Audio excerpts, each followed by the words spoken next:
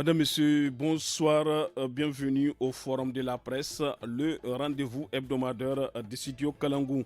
Cette semaine, les sujets qui ont dominé l'actualité s'articulent autour du premier déplacement à Bamako et à Ouagadougou du président du Conseil national pour la sauvegarde de la patrie, chef de l'État, le général de brigade Abdraman Tiani, le jeudi 23 novembre. Ensuite, nous parlerons de l'abrogation de la loi 2015-036 relative au trafic illicite des migrants. L'actualité, c'est aussi la mise en service de la centrale photovoltaïque de 30 MW de Gorubanda. Pour commenter et analyser tous ces faits, j'ai le plaisir de recevoir Memouna Diado, journaliste indépendante. Memouna Diado, bonsoir. Bonsoir Mokhtar. Ousseini Sajibo, journaliste indépendant. Ousseini Sajibo, bonsoir. Bonsoir. Et Abba Arimi, journaliste à la radio alternative. Abba Arimi, bonsoir. Bonsoir Mokhtar. Au microphone, je suis Mokhtar Hamadou.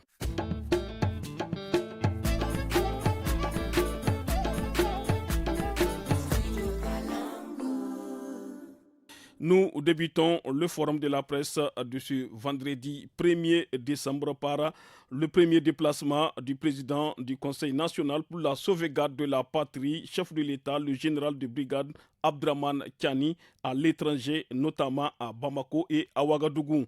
Le chef de l'État, Abdraman Tiani, a effectué le jeudi 23 novembre sa toute première visite officielle à Bamako et à Ouagadougou depuis sa prise de pouvoir le 26 juillet dernier.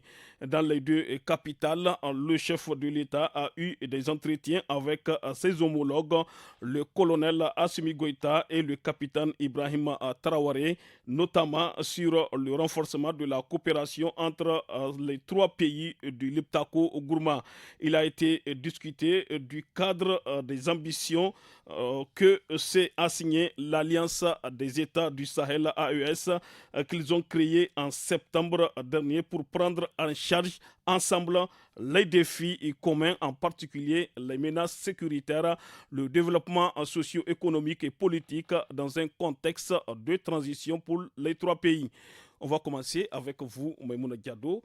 Que peut-on retenir au sujet de ce tout premier déplacement du chef de l'État, le général de brigade Abdraman Tiani, à Bamako et à Ouagadougou? Merci. Donc, ce qu'il faut retenir, c'est que d'abord, il faut féliciter ce déplacement du chef de l'État au Mali et au Burkina Faso. Donc, c'est tout à fait normal, puisque ce sont dès les premières heures où le Niger était rentré dans la situation de cette prise de pouvoir par les militaires et avec les sanctions de la CEDEAO, le Mali comme le Burkina Faso faisaient partie des tout premiers pays qui ont tendu la main au peuple nigérien. Donc il fallait faire le déplacement pour aller remercier ces deux pays voisins de vive voix.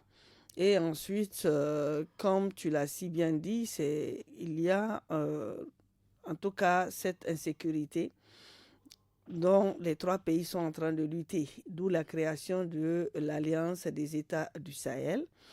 Et parler de l'insécurité, parler donc des transactions économiques entre les trois pays, parler également de diplomatie, parler de cette situation de sanctions de la CEDEAO et de l'UEMOA, et également voir quelles sont les formes de stratégie de lutte contre le terrorisme à mettre en place pour pouvoir lutter contre le terrorisme dans nos pays et au Sahel. Donc, je pense que c'était l'objectif donc, de cette visite du chef de l'État et qui a été tout de même bien accueilli favorablement par les peuples, aussi bien par le peuple nigérien que les peuples burkinabés et le peuple malien.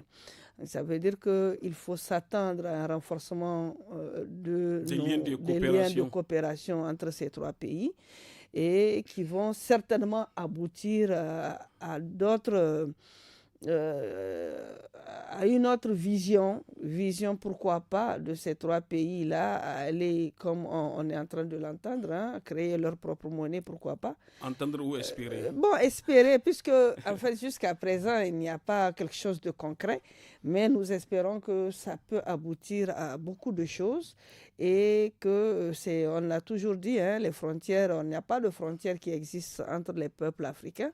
C'est juste que c'est le colon qui en a décidé et je pense que là, il faut qu'on se soutienne et les trois peuples, en tout cas, sont prêts à se soutenir, vaille que vaille, à aider ces chefs d'État à, à amener ces pays-là là où on désire que ces pays puissent être au stade actuel de positivité, de développement et tout. Et c'est quand vous regardez, c'est vrai, on a eu des chefs d'État quand même qui étaient des présidents, hein, qui étaient restés dans ces trois pays, qui ont renforcé les liens de relations, qui ont osé en tout cas et renforcer et oser le jalon de développement de ces pays-là.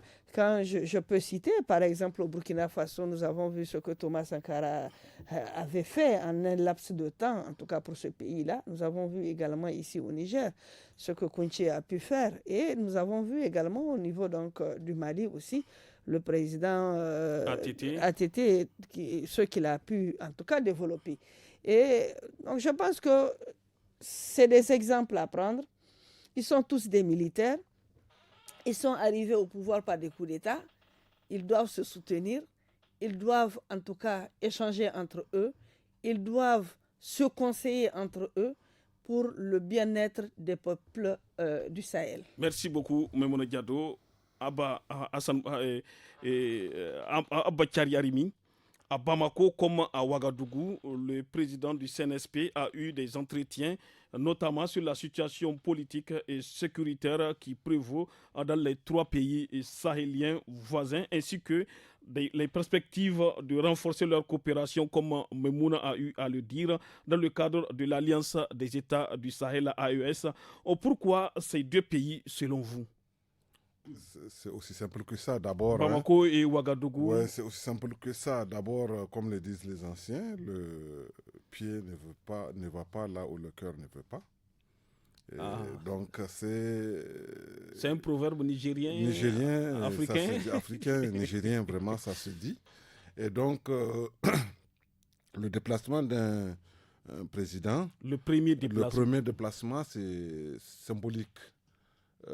Généralement, on rend visite à son plus grand voisin avec lequel on a des relations vraiment exemplaires. Parce que les chefs d'État nigériens, généralement, ils vont au Nigeria à côté. Il y en a qui vont vers l'Algérie, mais c'est surtout le Nigeria. Certains vont en Côte d'Ivoire. Et c'est symbolique, ça veut dire quel positionnement dans l'échiquier international, des relations internationales, prend ce dirigeant-là. Et donc qu'il aille dans les deux autres pays de l'AES, ça veut tout dire. Oui, est-ce que c'est parce que ces deux pays, le Burkina Faso et le Mali, ont soutenu dès les premières heures des sanctions? On partage une partie d'abord, c'est des relations séculaires, on en a parlé, on a débattu ici. C'est les mêmes peuples de part et d'autre des frontières. Ça, on a dit. On partage le Liptako ensemble, à trois. La zone de trois frontières, on les partage à trois. Mais aussi, l'actualité aujourd'hui nous lie. Ces trois pays, Memouna l'a dit, n'est-ce pas, sont liés au moins par le fait qu'il y a eu des coups d'État dans les trois pays. Nous sommes isolés par les restants des pays de la sous-région ouest-africaine, de la CEDEAO notamment. Malgré tout, ça ne suffit pas. Le président Tchani n'est pas allé, par exemple, en Guinée. C'est aussi un pays. Mais il y a une délégation du CNSP qui a séjourné. Non, mais autrement dit, les relations qui existent, il faut être sincère et tout, les relations qui existent entre le Mali et le Niger d'une part, le Mali, le Niger et le Burkina de l'autre, ce n'est pas la même chose avec Conakry, qui est quand même un peu plus loin donc de les Niamey. Nigériens attendent aussi qu'il effectue une visite à Conakry? Je ne pense pas. Je pense que les choses vont changer positivement et que le président Tchani, pour des raisons maintenant pas symboliques, mais d'autres raisons, effectue des déplacements ou dans les mêmes pays ou dans d'autres pays de la sous-région. On partage en ce moment-là beaucoup de choses en commun. On a failli aller à la guerre ensemble dans le même camp avec ces pays. Autrement dit, des personnes prêtes à mourir pour les uns pour les autres. Ça, c'est extrêmement important. Et c'est normal qu'en termes de première visite, qu'on effectue les déplacements vers eux. Mais aussi, il y a des choses, on peut se le dire au téléphone, n'est-ce pas? Même une alliance, ça peut se faire au téléphone, ça peut se faire par ministre interposé, mais l'acte qui vaut en Afrique, c'est le déplacement. On ne va pas chez n'importe qui et on n'accueille pas n'importe qui non plus. Donc, aller chez un président en ce moment précis, c'est dire que nous sommes avec, quoi qu'il advienne, avec ces deux pays-là. C'est ce que ça veut dire. On se rappelle, en son temps, le président Barré, il avait cassé l'embargo international pour aller en Libye, en Cuba. Il est allé en Cuba. Donc, ce n'est peut-être pas un révolutionnaire en tant que tel, mais le positionnement du Niger pendant ce moment-là dans les pays du Sud, n'est-ce pas, dans des pays qui sont vraiment volontairement isolés par les relations internationales, c'est aussi symbolique que ça. Je crois que l'histoire retiendra que le président Tchani, même si c'est une seule fois qu'il effectue le déplacement, qu'il a commencé d'abord par le Mali, puis le Burkina, c'est vraiment très significatif. C'est des pays frères, c'est le mot qu'il faut retenir. C'est vraiment pas que des voisins, c'est des pays frères. Ça aurait pu être d'autres, le Bénin à côté, ça aurait pu être le Nigeria, mais le comportement, l'accueil qui a été réservé à l'arrivée du président Tchani à la tête de l'exécutif, enfin de l'État du Niger, ça ne peut pas lui permettre, il ne peut pas se permettre d'aller là-bas avant d'aller ailleurs. Donc avant même que quoi que ce soit ne se crée, cap sur Bamako, puis cap, et ça veut dire qu'on est, comme disent les jeunes, on est ensemble. C'est ce que ça veut dire. Okay. Vraiment, et c'est sur tous les plans. Je vois beaucoup de choses qui se dessinent à l'horizon, et sincèrement, je pense qu'ils font peur à trois. Beaucoup de choses comme quoi ils font peur. Mais on a eu à évoquer la monnaie moi, unique. J'évoque la monnaie unique, mais aussi, j'ai vu... quand il n'y a pas de fumée sans feu.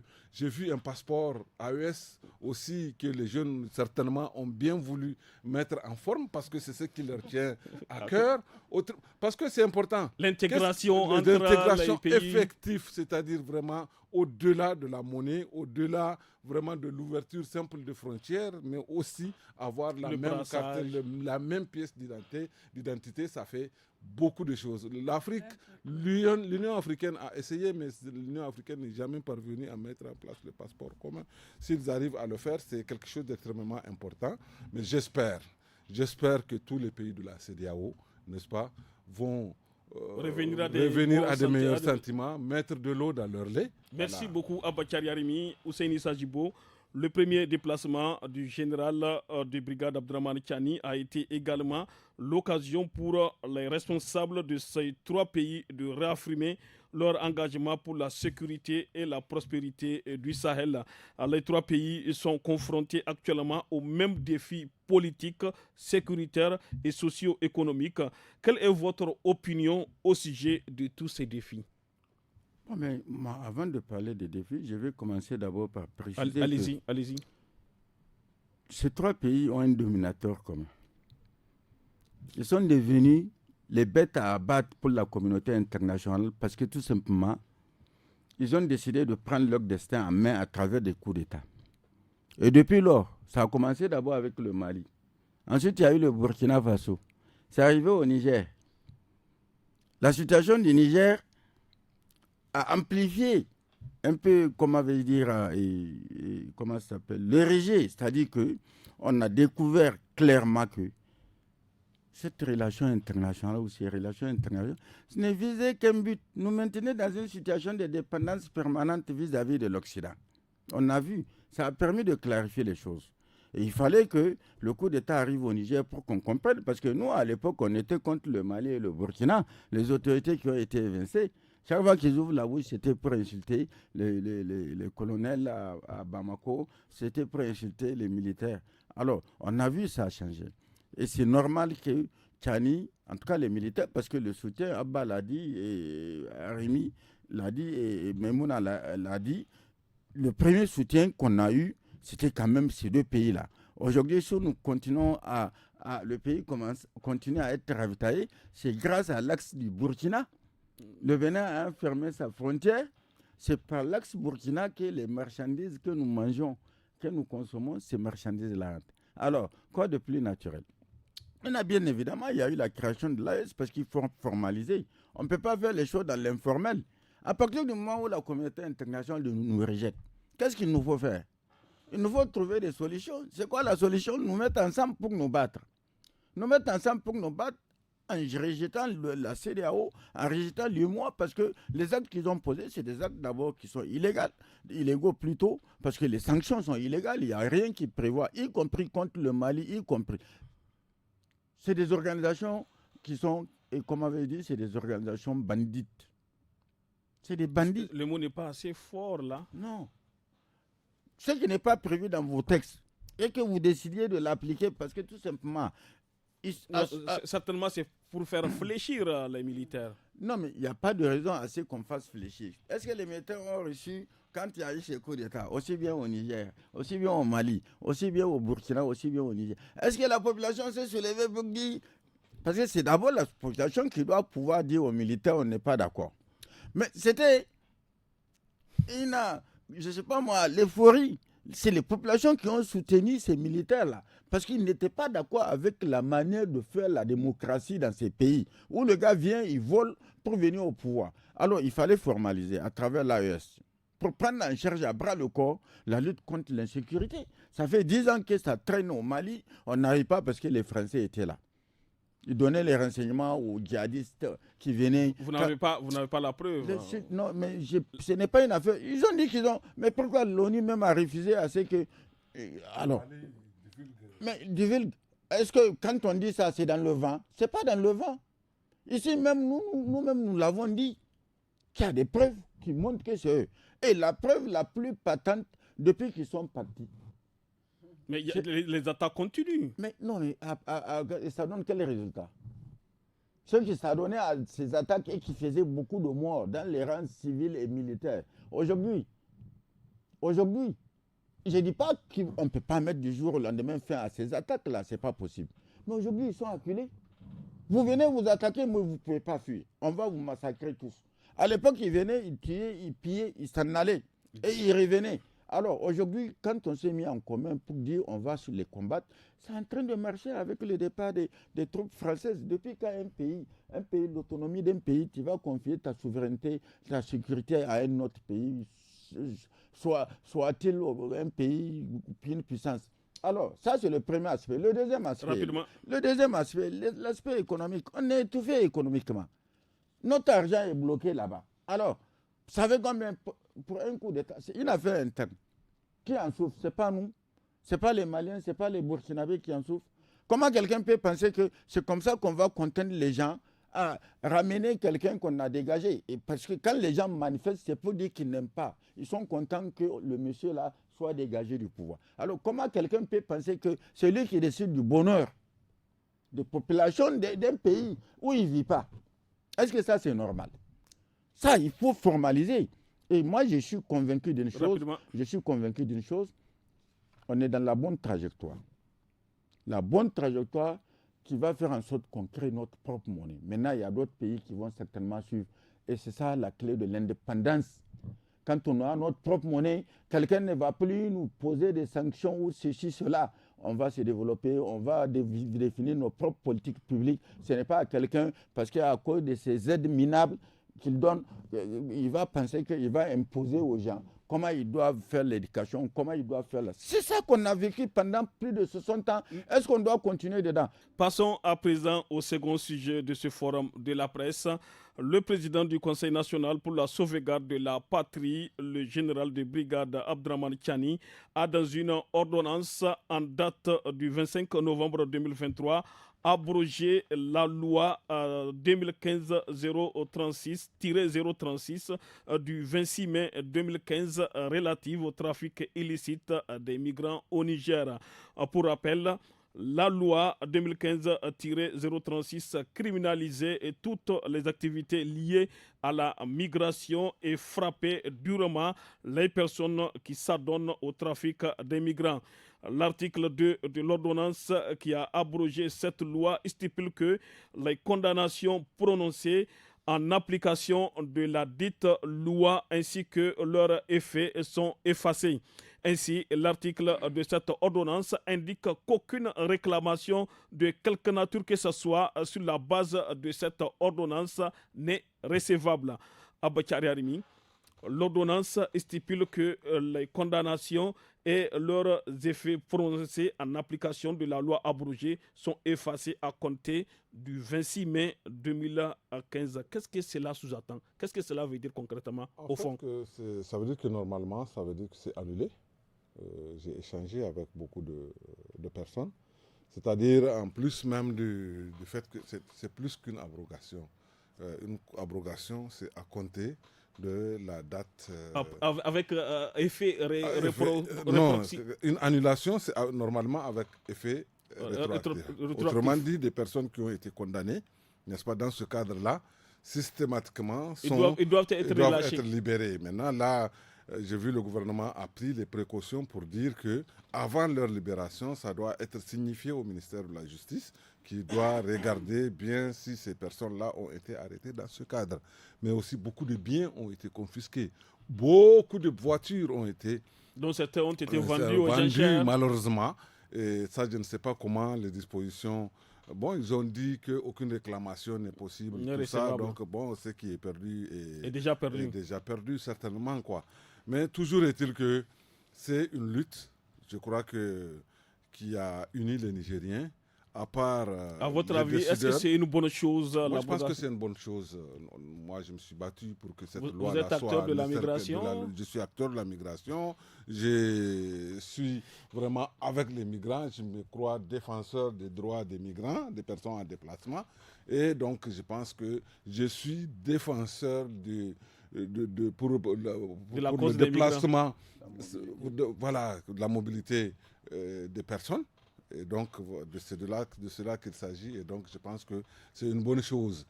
Même celui qui condamne le coup d'État, même aujourd'hui, je crois qu'au moins, c'est qu'un effet positif qui vient de se réaliser. Maintenant, quelle que soit la raison pour laquelle le CNSP l'a fait, je suppose que c'est parce que d'abord la population d'Agadez, vous avez vu, y compris leur conseil régional, tout le monde s'en félicite. Les jeunes à Agadez s'en félicitent. On a eu à discuter ici même que c'est plus de 60 milliards par an que la population d'Agadez estime perdre à cause de l'abrogation de la loi. À cause de cette loi-là. Et aujourd'hui, ils sont tous prêts à reprendre la route parce que ce n'est pas autre chose que nous faisons. À l'époque, pour plaire en réalité à l'Union européenne, n'est-ce pas, les autorités de l'époque ont accusé et ceux qui transportent les migrants et les migrants que quand les gens vont en Libye, ils reviennent avec des armes. Quand ils reviennent ou ils amènent de la drogue. Il y a eu un amalgame, vraiment une sorte d'amalgame indescriptible pour juste vraiment interdire. Parce que la frontière de l'Europe doit être maintenant à Agadez. Parce que c'est une loi que les autres Nigériens, en fait, qui n'affecte pas les autres Nigériens, qui ne touche pas à une autre région en réalité que la région d'Agadez. Et aujourd'hui, si cette loi-là est carrément annulée ou abrogée, ça dépend. Je pense que ce n'est qu'une très bonne chose. Maintenant, comment l'Union européenne va prendre? Parce que c'est aussi c'est la monnaie que le CNSP vient un peu de rendre quand même à l'Union européenne, qui a aggravé les mesures prises contre les autorités nigériennes, n'est-ce pas? Alors que c'est le Niger qui constituait jusque-là leurs gendarmes.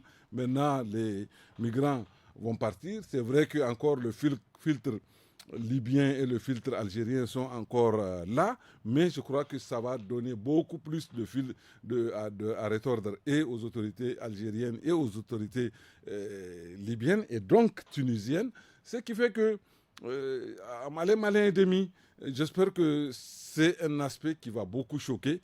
Est-ce que l'Union européenne va revenir à des meilleurs sentiments ou bien des pays comme l'Italie qui étaient quand même restés, qui ne sont pas trop dans l'engagement de la France et de l'Union européenne. Est-ce que eux, parce que c'est eux qui sont concernés par la migration, c'est parce que c'est chez eux d'abord que les migrants qui traversent la Méditerranée échouent. Est-ce qu'ils vont voir ou bien ils vont faire pression sur l'Union européenne? Il y a beaucoup d'aspects. Bien sûr, c'est une décision vraiment qui touche, qui fait l'actualité actuellement en Europe, qui a été prise. Hein. Merci beaucoup, Abachar Arimi. Ousseini Sajibo. Le CNSP a donc décidé de l'abroger en raison de tous les effets néfastes et de son caractère attentatoire aux libertés publiques selon les termes du communiqué du CNSP. Comment expliquer cette position du CNSP? Mais c'est une position tout à fait naturelle. Tu me gifles, tu me tends la joue. Mais moi, j'ai aussi des mains solides. Pourquoi je ne vais pas rendre le coup? Nous avons été... C'est une façon de rendre le coup. Ah, mais alors, dame pour dame. Comme ça, vous êtes... La loi du talion.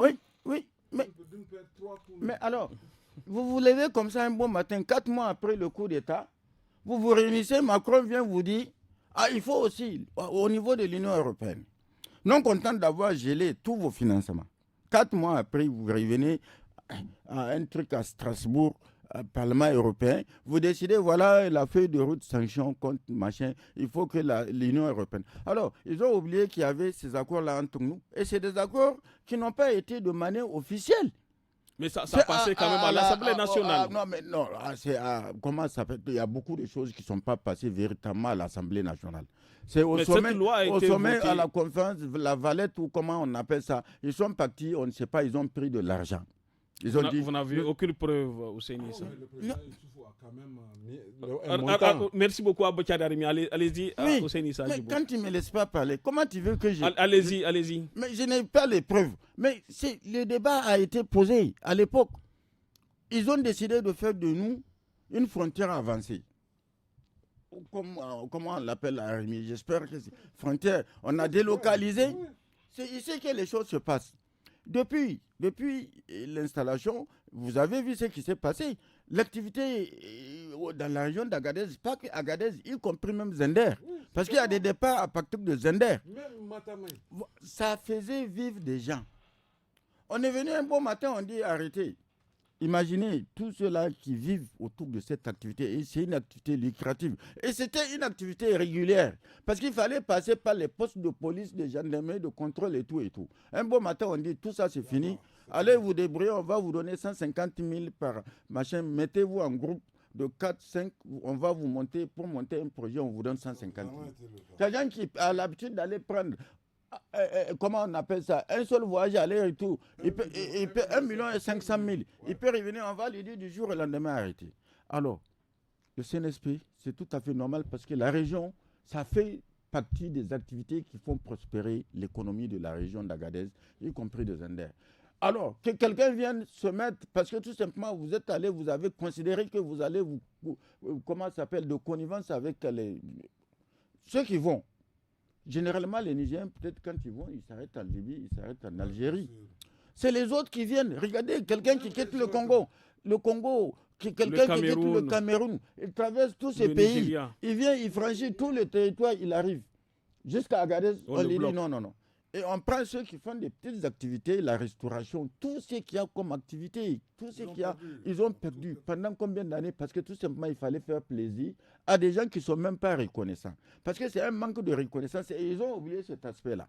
Alors, quand tu me poses un acte méchant, mais moi aussi, je vais te montrer que je suis méchant. Laisse-moi finir. Rapidement. C'est la méchanceté, non? Mais on y va dedans. Aujourd'hui, ils ne savent pas quoi faire. Ils sont désemparés. Ils sont désemparés parce que pour eux, maintenant, comment on va faire? Parce que vous savez, cette affaire, le Mali a refusé. Il y a des pays qui ont refusé. Ça se passe. C'est nous seulement qui avions accepté que la frontière délocalisée de l'Europe soit implantée chez nous. Alors que le Niger a ratifié quand même la libre circulation, de la CEDEAO. Mais ça veut dire que les gens ne respectent rien. Les gens, c'est leur intérêt. Il y a eu de l'argent qui est donné, c'est sûr, et on a donné de l'argent. C'est passé où? Merci. Qu'on nous dise où est-ce que l'argent là est passé. Merci beaucoup, Ousseini Sadjibo. C'est pas des cailloux. Hein. Merci beaucoup. C'est beaucoup d'argent. Maïmouna Diado, cette loi qui érige et incrimine en trafic illicite certaines activités par nature régulière avait été votée sous l'influence de certaines puissances étrangères. Ousseini Issa a eu à le dire, Abba Kyari Arimi a eu à le dire, affirme le communiqué du CNSP. En outre, elle était en contradiction flagrante avec nos règles communautaires et ne prenait pas en compte les intérêts du Niger et de ses concitoyens, poursuit le communiqué. Comment la nouvelle a-t-elle été accueillie par la population à Agadez et même par les autres acteurs de la migration? Oui, Mokhtar, d'abord il faut souligner que cette loi-là, en 2015, quand ils ont voulu voter la loi-là, ça a fait beaucoup de bruit autour des acteurs de la migration, autour des populations, autour de tous les Nigériens, en tout cas conscients de la difficulté une fois cette loi votée. Et bon, aujourd'hui on se retrouve avec cette loi qui vient d'être abrogée. Mais quand tu regardes Agadez, il faut essayer de voir ici aussi à Niamey. C'est un ouf de soulagement pour tous les Nigériens conscients que la migration ne peut pas empêcher aujourd'hui à quelqu'un de migrer pour aller vers d'autres horizons. Et comme tu l'as dit, c'était contraire. Parce que puisque déjà la CEDEAO... Le communiqué du CNSP qui l'a dit. Puisque déjà la CEDEAO, c'est pour faciliter la libre circulation des personnes et de leurs biens. Donc, et qu'on revienne pour dire qu'il y a une loi qui empêche à ces peuples africains, à des ressortissants de la CEDEAO, de se retrouver, par exemple, quand je quitte ici, je dois quand même me retrouver dans un pays de la CEDEAO, parce que tout simplement, je veux aller chercher mon gagne-pain. Je veux aller voir ce qui se passe là-bas. Donc, voilà, c'était bien accueilli, en tout cas à Agadez, puisque j'ai eu à discuter avec des populations, des ressortissants d'Agadez, et il fallait être là-bas, en tout cas pour voir comment est-ce que ces populations ont accueilli ça avec joie. Et maintenant, peut-être ce qu'il faut noter, c'est qu'il peut, le CNSP a abrogé, c'est vrai, mais ils vont certainement prendre des mesures pour pouvoir mieux organiser le secteur. C'est ça, en fait, mieux organiser le secteur et mieux protéger ces migrants qui vont s'aventurer dans le désert surtout. C'est très important aussi. Rapidement, juste un mot concernant le dernier aspect évoqué par Maïmouna.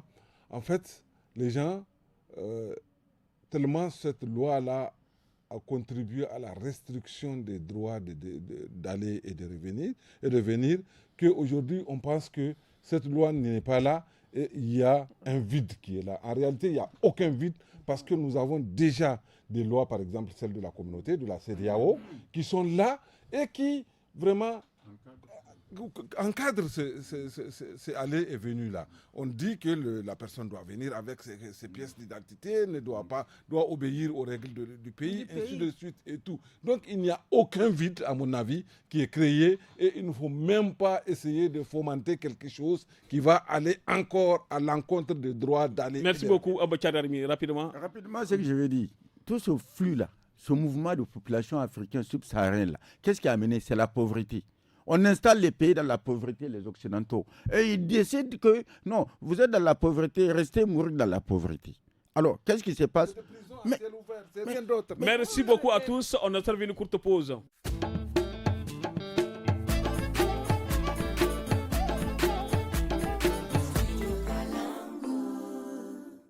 Le ministre de l'Énergie, Maman Moustapha Barké, a procédé le samedi 25 novembre au lancement officiel de la mise en exploitation de la centrale photovoltaïque de Gorubanda de Niamey. Construite sur une superficie de 27 hectares, cette centrale est d'une capacité de 30 MW. Elle compte 55 776 panneaux solaires de 540 watts chacun. 70 000 abonnés de la Nigélec, la Nigérienne de l'électricité de la région de Niamey, seront alimentés en électricité grâce à cette centrale, rapporte le quotidien gouvernemental Le Sahel. Ousseini Sajibo, rapidement. La mise en service de cette nouvelle centrale solaire intervient dans un contexte où le pays est confronté à une baisse de son approvisionnement en électricité qui provient en grande partie du Nigeria à la suite des sanctions de la CEDEAO, la communauté économique des États de l'Afrique de l'Ouest, en réponse au coup d'État du 26 juillet. Que peut-on savoir au sujet de cette nouvelle centrale photovoltaïque? Ce qu'on peut savoir de cette centrale, d'abord, n'est-ce pas, l'inauguration devait intervenir au mois d'août. Le 25 août. N'est-ce pas? À cause du coup d'État, la société française a appelé ces clics et ces claques qui sont partis en se disant qu'il faut aussi pénaliser ici parce que le Niger a déjà coupé. C'était ça, non? Ça montre que on peut atteindre l'autonomie sur le plan énergétique grâce au salaire et au solaire, n'est-ce pas? Ça fait 30 mégawatts. Ça comble, le déficit avec le Niger d'au moins 30%, c'est 40%. Environ 40%. Ça, c'est juste 30 mégawatts. Imagine 20 milliards. Imagine pour un État. Combien de centrales de cette nature-là on peut créer dans toutes les régions de ce pays-là avec un peu de bonne volonté? C'est quoi 20 milliards pour un État? Absolument rien du tout. Ça montre tout à l'heure, j'insiste sur les politiques publiques. Parce que nos politiques publiques sont décidées par les Occidentaux. On a l'indépendance énergétique, on peut développer l'industrie. Il y a aussi la mauvaise gouvernance. Non, mais c'est toute la mauvaise gouvernance. Parce que quand tu as... La mauvaise gouvernance, c'est quoi? Je viens au pouvoir par des mécanismes qui ne sont pas honnêtes, sincères et tout. Je viens m'enrichir. C'est ça la mauvaise gouvernance. Je vole l'argent public. Les politiques qui doivent être mises en œuvre, je ne les mets pas en œuvre. J'ai fait autre chose, c'est que l'autre m'a dicté que voilà ce qu'il faut faire. Ça montre tout simplement, quand la société française est partie, la Nigélec et la société nigérienne qui sont restés sur le chantier, ils ont continué le travail. Ça montre que nous avons la technicité nécessaire pour pouvoir monter ce genre de choses sans avoir eu recours à quelqu'un d'autre, n'est-ce pas? Moi, je dis, ça doit inspirer, y compris ceux qui vont venir après. C'est-à-dire qu'avec 20 milliards, on peut facilement couvrir. C'est quoi 20 milliards pour un an? Des individus volent 20 milliards, des opérateurs économiques volent 20 milliards. Et puis, on les laisse. Il faut que les gens s'inspirent de ça, qu'on soit indépendant sur le plan énergétique. C'est comme sur le plan alimentaire aussi. On peut être véritablement indépendant. Mais c'est la volonté qui manque à travers les politiques publiques qui sont dictées de l'extérieur. On fausse tout. Merci beaucoup. Il faut maintenir les gens. Non, c'est important. Merci. Il faut que ça soit, ancré dans les têtes pour que, c'est dire que, imaginez s'il n'y avait pas eu cette histoire-là. On serait toujours dans ces... Ça a amélioré nettement la situation de délestage qu'on a connue par le passé. Merci beaucoup, Seyni Sajibo. Memouna Diado, depuis 4 mois, la capitale Niamey et certaines localités à l'intérieur du pays subissent d'importants délestages d'électricité depuis que le Nigeria a arrêté de fournir au Niger son électricité. Et comment faire pour rompre définitivement avec la dépendance du Niger sur le plan énergétique? Comment faire pour rompre? C'est de mettre les moyens pour qu'on puisse comme Ousseini a eu à le dire. Et également s'atteler à la mise à la disponibilité du peuple nigérien Gorubanda. Pas Gorubanda, mais la centrale solaire Gorubanda, et il y a également le barrage de Kandaji. Donc je pense qu'il faut investir puisque les Nigériens, les populations sont en train de cotiser. Et normalement, quand on cotise, c'est pour pouvoir aspirer à un changement. Oui, à un changement, à une vie meilleure. Donc, on peut être indépendant en électricité. Il n'y a rien à faire. Et c'est parce que tout simplement, on s'est laissé guider par une main extérieure qui nous guide ce qu'on doit faire, ce qu'on ne doit pas faire. Et parce qu'ils savent que quand on serait indépendant énergétiquement, on n'aura pas de problème, puisqu'on pourrait créer des entreprises. Aujourd'hui, créer les conditions pour que l'électricité ne manque pas jusque dans nos villages. Donc, il fallait faire en sorte que nous ne puissions pas aller vers le solaire et essayer de dépendre donc de l'électricité par le Nigeria. Mais aujourd'hui, Dieu merci, mais merci donc au Nigeria. Donc c'est un ouf de soulagement pour le Nigeria a laissé, oui, le Nigeria a permis que nos autorités actuelles ouvrent les yeux, que les Nigériens ouvrent les yeux pour savoir qu'on peut bénéficier de beaucoup de choses avec seulement 20 millions. 20 milliards. 20 milliards autant pour moi. Merci beaucoup, Mme Diado. Abachari Arimi, le Nigeria fournissait 70% de l'électricité achetée par la Nigélec, seul fournisseur du pays, selon le rapport de 2002 de la Nigélec elle-même. Quelle solution vous préconisez? Il y a tellement à dire sur cette question, mais une chose qu'il faut retenir, c'est qu'au moins, à quelque chose, malheur est bon. Tout à l'heure, on avait dit que le CNSP avait avait abrogé la loi sur la migration, c'est une bonne chose. Une autre bonne chose, c'est que cela soit arrivé et qu'ils nous mettent devant nos responsabilités en tant que Nigériens. Parce que s'il n'y a pas eu cela, si le Nigeria n'a pas coupé, on serait encore dépendant de l'électricité du Nigeria. Bien sûr, on remercie le Nigeria pour avoir tenu 60 ans, machin. Mais aujourd'hui, on se rend compte que tous les dirigeants qui se sont succédés, parce que tout nous est dicté de l'extérieur, n'ont pas été visionnaires en la matière. Ça ne coûte vraiment pas les yeux de la tête. Gorubanda a coûté 80 milliards. Autrement la dit, centrale diesel. Oui, l'éléphant blanc. Ok. C'est l'éléphant blanc. C'est l'éléphant blanc. Alors, la centrale solaire a coûté 20 milliards. Autrement dit, notre Gorubanda qu'on est allé acheter je ne sais où, parce qu'il paraît que le bateau qui transportait s'est promené dans la mer, personne ne voulait prendre, nous on a pris. Et aujourd'hui, 20 milliards suffisent pour nous produire 20 mégawatts. 30 mégawatts. Autrement dit, avec Gorubanda, on aurait pu acheter 4 fois la même chose.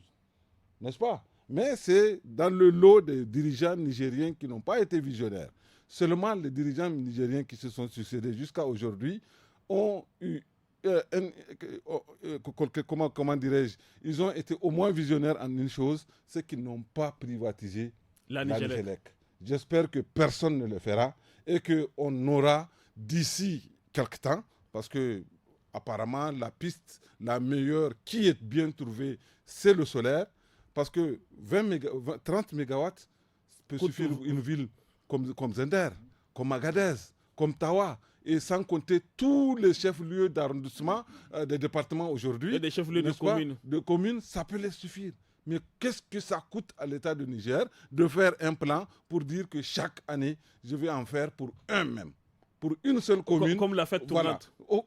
Comme la fête tournante. C'est en cela même qu'il faut valoriser la fête tournante, pas en matière de l'argent jeté par la fenêtre. Non, il y a eu des infrastructures qui ont été construites, qui ont été réalisées. Autrement dit, même Kandaji, autrement dit, on peut mettre Kandaji à 100% même à la production du riz, parce qu'on a compris aussi avec cette crise que c'est ce qui nous manque le plus. La souveraineté alimentaire. Voilà. Et donc vraiment, les crises, les historiens disent que c'est le besoin qui crée. Un peuple qui a besoin et qui est résilient, à défaut de se dispersé va toujours finir par trouver des solutions. Et je crois qu'il y a des solutions pour notre pays. Merci beaucoup à tous. Nous sommes au terme de ce forum du studio Kalangou. Merci à nos invités, Memouna Diado, journaliste indépendante, Ousseini Sajibo, journaliste indépendant, et Abbachari Arimi, journaliste à la radio alternative. Merci aussi à vous tous, chers auditrices, auditeurs, téléspectatrices, téléspectateurs, pour votre fidélité au programme du studio Kalangou. Rendez-vous samedi et dimanche dès 17h sur nos 52 radios pour suivre l'actu des jeunes suivi de tous à la FADA. Et à partir de 18h15 samedi, suivez le forum à Hausa et dimanche, celui en Zarma. Merci aussi à la technique côté son assurée par Amina Hassan, à la réalisation Mustafa Ayouba. C'était Mokhtar Hamadou à la modération du forum. Merci, au revoir.